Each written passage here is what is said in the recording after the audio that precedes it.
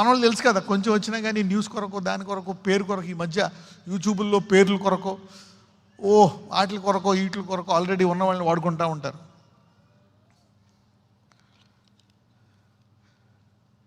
ఈ మధ్య కూడా కొంతమందికి ఒక వైరస్ సోకింది. సంఘాల్లో కొంతమందికి. ఓకే,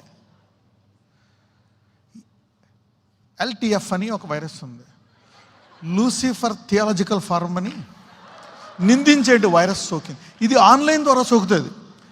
ఈ బ్యాచ్ కంటుకొని వీళ్ళ నుంచి మొత్తం అందరికి సోకి ఇప్పుడు వాళ్ళు కూడా అలాగే. అది సిమ్టమ్స్ ఏంటో తెలుసా? అవి వచ్చిన సిమ్టమ్స్: ఆరాధనలో నాట్యం ఆడకూడదు, ఆరాధనలో ఉత్సాహం ఉండకూడదు, ఆరాధన ఎలా చేయకూడదని ఈ వైరస్ యొక్క లక్షణాలు. ఓకే, సో ఇది ఆన్లైన్ ద్వారా మాత్రమే అంటుకుంటుందండి. సో మీరు దీని విషయమే జాగ్రత్తగా ఉండండి.